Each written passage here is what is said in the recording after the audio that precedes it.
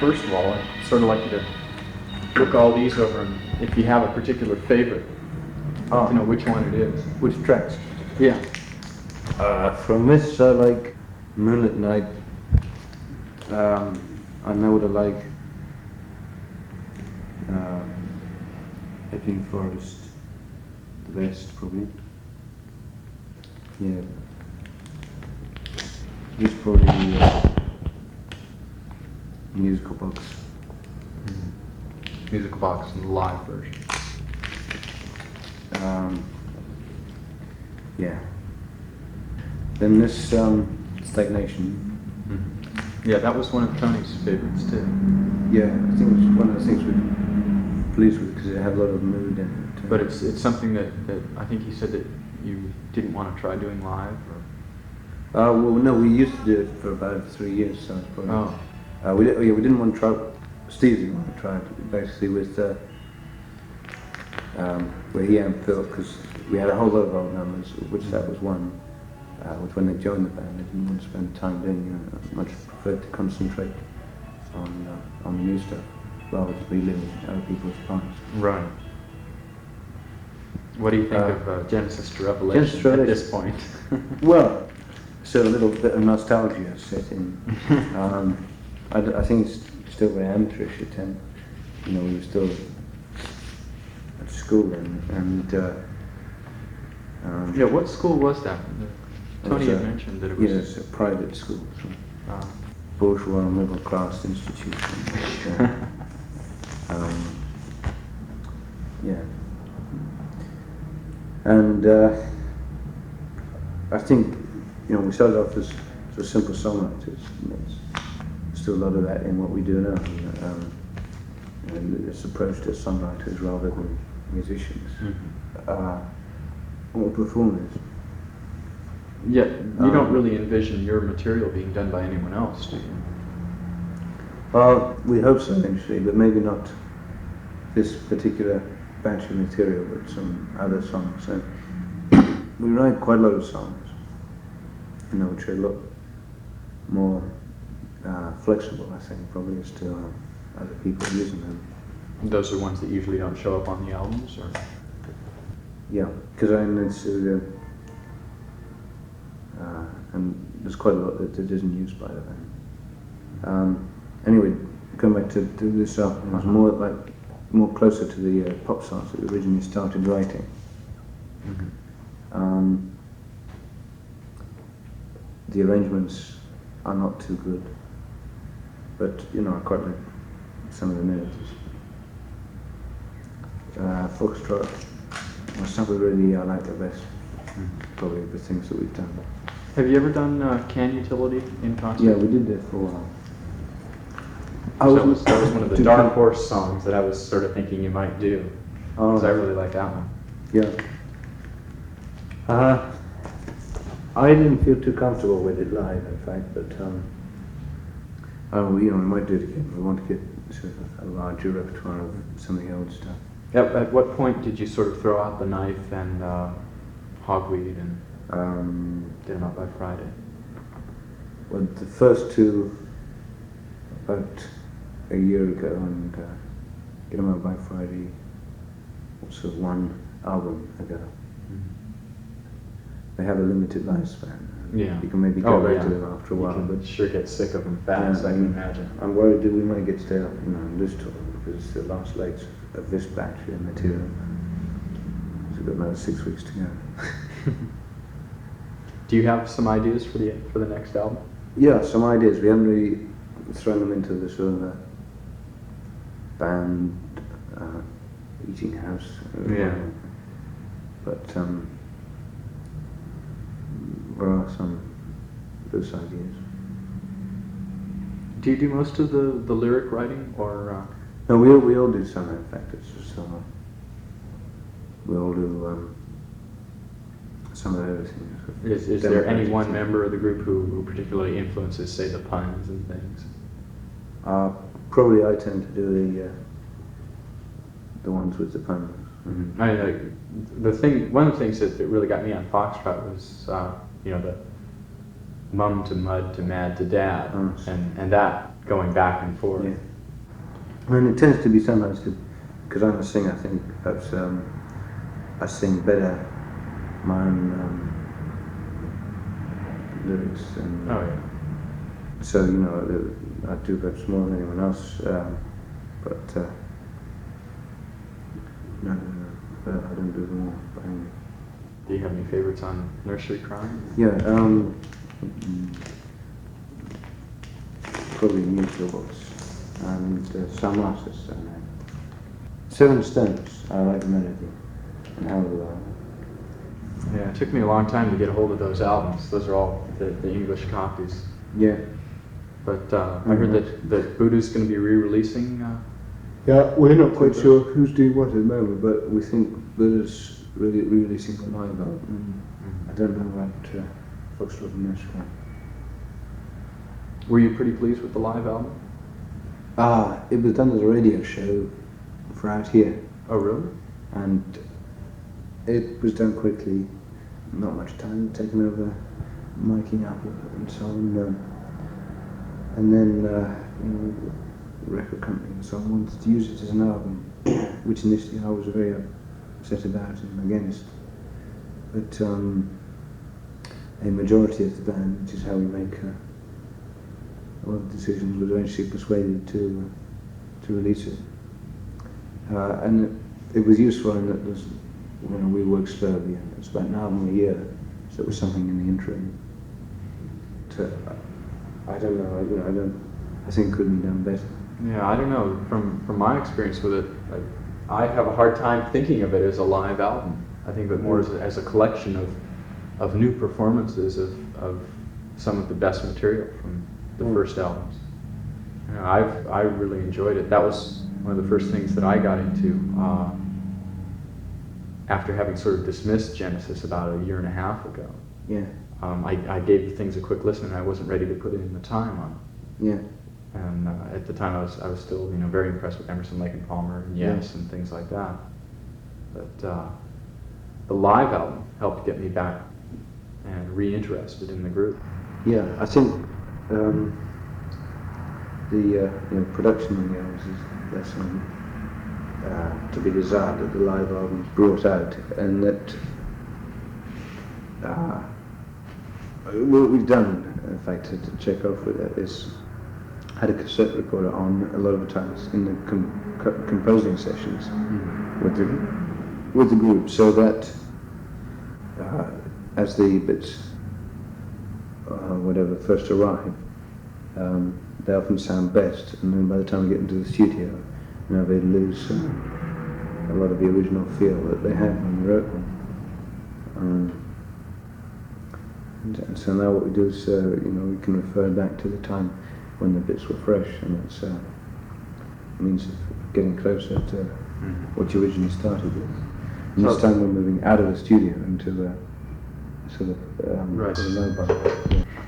Let's see, is there any particular phrase or words that you use to describe your music?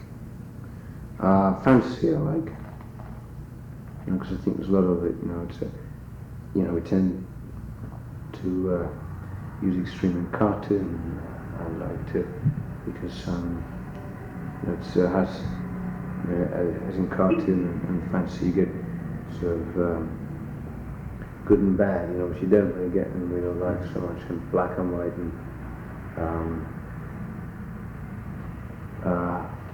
and with the music too, there's a lot of contrasts, and they're sort of strung together, and a lot of what's good about it is the fact that the contrast of it. How do you feel when people lump Genesis and Yes and ELP all together? Yeah, well, we have many imitators. I don't, we used to get called a cross between Yes and Alice Cooper. And I don't really mind too much, because we've been influenced by a lot of people. I mean, rock bands, I think the Beatles, Procol Harum, First King Crimson, these are all people who I can see in our music, but and they're nice actually, no, because but ELP and yes, I think are different. I don't think we've been influenced by them as much, as the other ones. I think are definite influences, and the total number, the total area of our rip-off catalogue is, I think, much wider than most bands. Because what comes out one end is must be partly derived and influenced from what has gone in the other. Yeah, I think that as people get to know us, besides a sort of first glance at a keyboard strong band, with classical amongst other influences, there is plenty to differentiate us from others. Are you at all looking forward to coming back to San Francisco the next time around? Yeah, I wasn't pleased yesterday and didn't think we were very good, and I was having voice trouble, and there wasn't enough to me sparkle coming off the stage, because if with the heckling that we had, usually I think it's a healthy thing actually, because usually we can turn it use it and positively, and yesterday we couldn't, which is a drag, and usually happens when we have a high level of energy. You mean that sometimes you can completely turn around the effect of someone, bursting out with some unkind remark during a very, very quiet passage? Oh, well, the quiet passages are difficult. Yeah. But in between the songs, or when I'm doing my stories, then it's a lot easier. And it makes the audience awake and alert to some extent, heckling. So, from that point of view, I quite like it. But said we weren't a master of it last night. Did you want to see any of those little stories included on the live album, or have you ever thought about putting the monologues in on any of the albums? Actually, on the record, not really, because it's I think of it really as a waste of space. That took me completely by surprise last night. I knew that there was a lot of in-between stuff edited out on the live album. It could definitely be heard, but as far as what exactly was taken out, it was a complete mystery. No, I always used to do the stories, particularly more in the beginning. I used to improvise a lot more than I do. And we had 3 12-string guitars, so it was 36 strings constantly getting out of tune. And the guitarists weren't too good at tuning either. So, not at that time. So there's plenty of time in between numbers. And instead of just sitting around there embarrassed, I'd fill it in.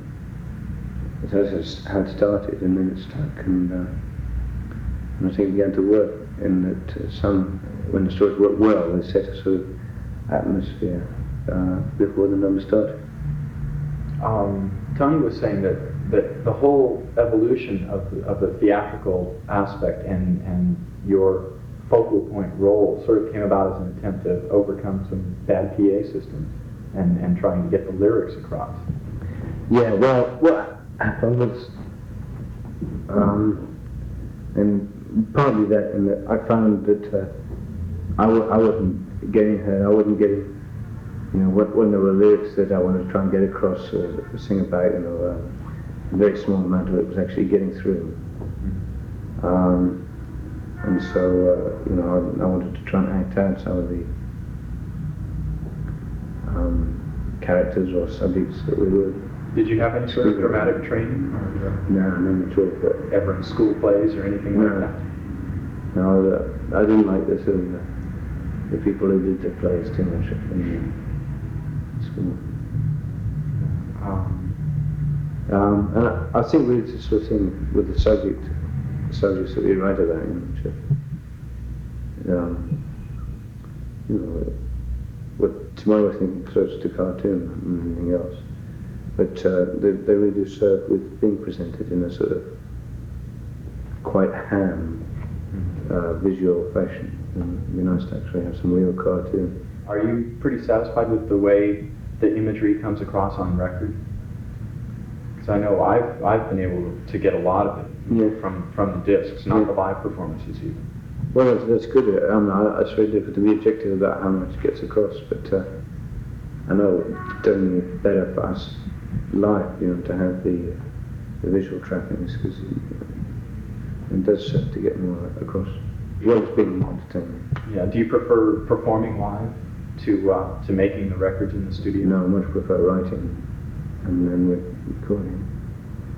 Although, you know, nowadays I quite enjoy performing. I didn't at first at all. But,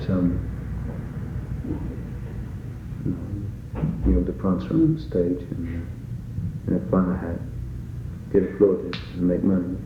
Have you ever... What more can a man ask? I noticed last night when you were swinging the stick around, it looked like sometimes it got really close. Have you ever accidentally, you know, hit equipment or people with during Epping Forest? I think. Oh, right. No, once in Scotland by mistake with a cymbal that I was throwing. But that's the only time. Do you pace the stage to see how many steps you can take beforehand? Anything like that? No, I never worked it out, and I don't have the choreographer and that sound system. I was just wondering because you know certain things have to be timed. You have to be back at the microphone in time. I see, like, well, I allow myself, you know, like I usually have a bit of leeway, particularly if when the mic isn't working or when the lead gets stuck, or the lead gets stuck quite often. I noticed that last night. I think. Do you think Genesis should have a large audience, or do you sort of like the idea of a small dedicated following? No, I like the idea better of a large dedicated.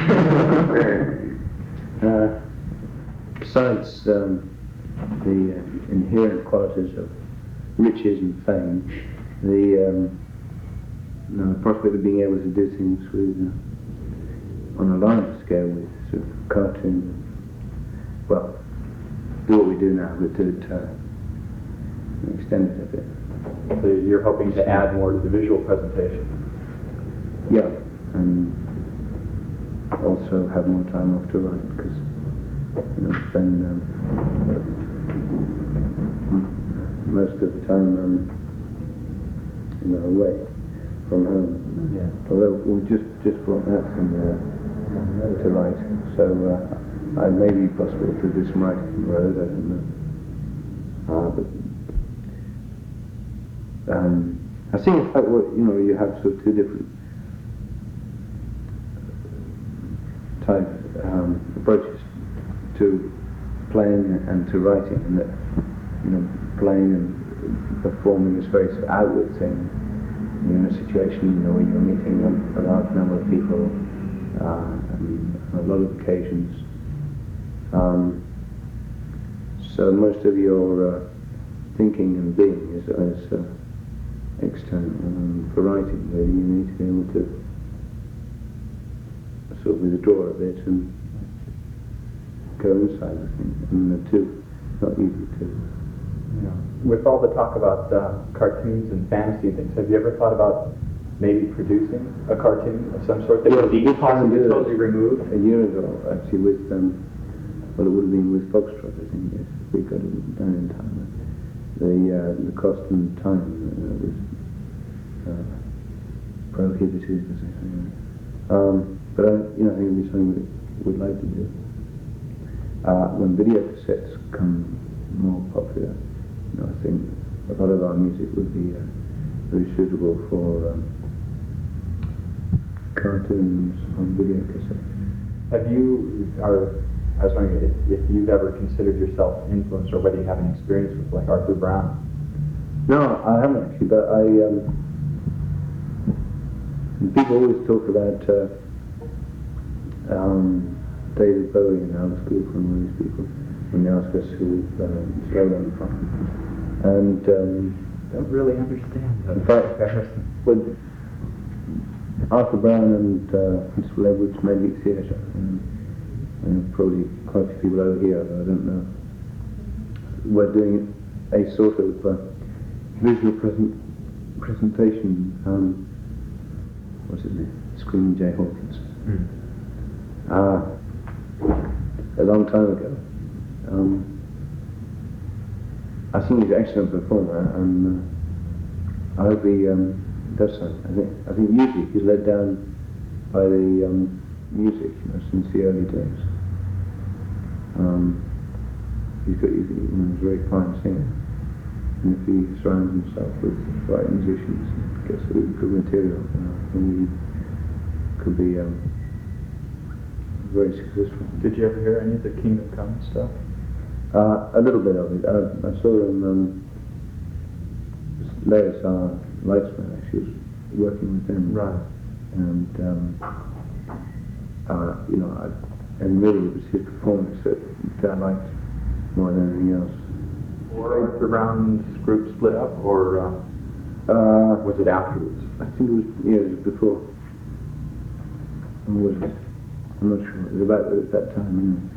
Lowe's has actually written a rock musical of Hamlet, which is going to be done on British television.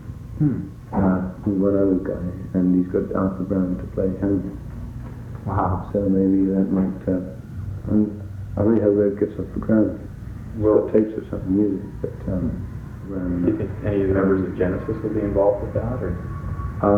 I don't know. I'm not sure. I don't think so, because I think he's got various musicians already fixed up that he wants to use. Did you have any sort of training on flute, or? Yeah, I had a few flute lessons at school. I was not a very good flute player at all, and something I think I get very slowly, inch by inch, improve. But I view it more as, as a writer, and that is sort of sound that I like to be able to use, rather than as an instrumentalist would view his main source of objective. Okay, well, I won't take any more of your time, but you probably had a long day of a lot of talking, like that, so I'll let you